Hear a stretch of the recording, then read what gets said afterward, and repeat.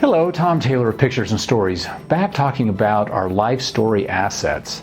And now that we've identified all the assets and gathered them together and knowing what we've got and having identified what we're going to focus on for this first project, we can start to now take some of the overwhelm out of dealing with all these.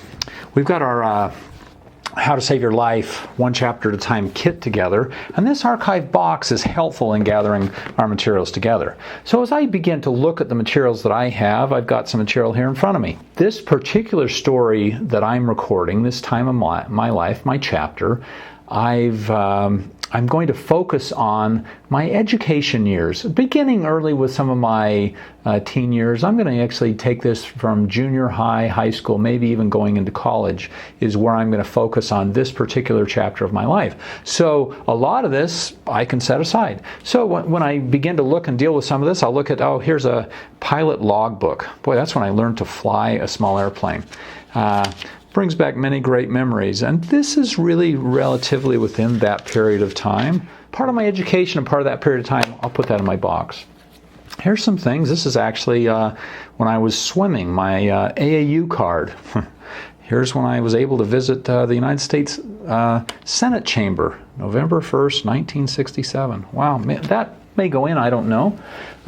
Here are some of my swimming medals. Gosh, I spent a lot of time in the swimming pool and was able to get a few medals, largely from my faster friends who were on my relay teams. And so, but that's the part of my life where I was in junior high and high school where that was important. So I may put these aside and I could maybe take a picture of some of those or include those somehow in part of my book. And again, that's not to brag or anything, but there were some lessons learned there. Some things I learned with swimming, maybe persistence, maybe my mom getting me there when I was young.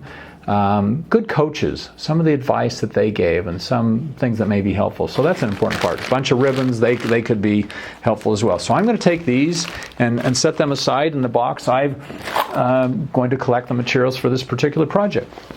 Here are some of my contact prints for photos that I took while I was beginning photography and in high school. And some of these may be helpful in this particular period, so I'm going to set those aside. That's what this is as well. So I may pick 2 or 3 or a couple of those photos to show my interest in photography and some things that were helpful there. Here I have a stack of, these are largely high school time and some things. This is when my high school actually burned down when I was end of my junior year. Wow, vivid experience.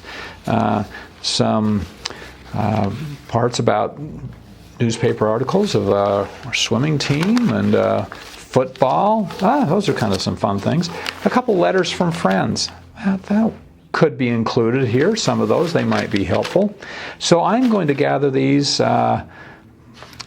things together. Oh wow, report cards. You have to be careful of report cards. They may be good or bad, but that can help tell part of the story, how you overcame or how you really early buckled down and focused on your studies, whatever the case may be. They could be important, but you can decide.